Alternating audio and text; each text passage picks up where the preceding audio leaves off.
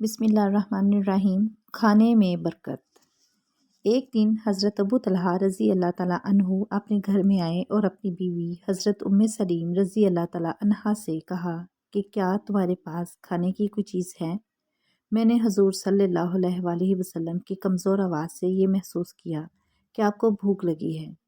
उम्मे सलीम रज़ी अल्लाह ताला अन्हा ने जो कि चंद रोटियां दुपट्टे में लपेट कर हज़रत अनस रज़ी अल्लाह ताला अन्हु के हाथ आपकी खिदमत में भेज दी।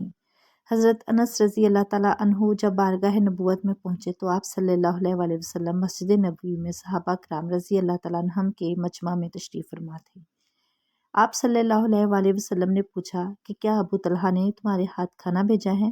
उन्होंने कहा कि जी हाँ। ये सुनकर आप अपने असहाब के साथ उठे और हज़रत अबू तलहा रज़ी अल्लाह ताला अन्हु के मकान पर तशरीफ़ लाए। हज़रत अनस रज़ी अल्लाह ताला अन्हु ने दौड़कर हज़रत अबू तलहा रज़ी अल्लाह ताला अन्हु को इस बात की खबर दी। उन्होंने बीबी उम्मे सलीम से कहा कि हजूर सल्लल्लाहु अलैहि वसल्लम एक जमात के साथ हमारे घर पर तशरीफ़ ला रहे हैं। हज़रत अबू तलहा रज़ी अल्लाह ताला अन्हु ने मकान से निकलकर नहायत ही गर्मजोशी के साथ आपका इस्तकबाल किया। आपने तशरीफ़ लाकर हज़रत बीबी उम्मे सलीम रज़ी अल्लाह ताला अन्हा से फरमाया कि जो कुछ तुम्हारे पास हो लाओ। उन्होंने वही चंद रोटियां पेश कर दी जिनको हज़रत अनस रज़ी अल्लाह ताला अन्हु के हाथों बारगाह सालत में भेजा था।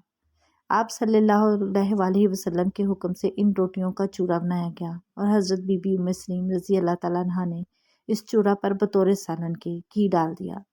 इन चंद रोटियों में आपके मौजज़ाना तसर्रुफ़ात से इस कदर बरकत हुई कि आप 10 आदमियों का मकान के अंदर बुला बुला कर खिलाते रहे और वो लोग खूब शक्म सेर होकर खाते रहे। यहाँ तक कि 70 या 80 आदमियों ने खूब शक्म सेर होकर खा लिया। सुबहान अल्लाह।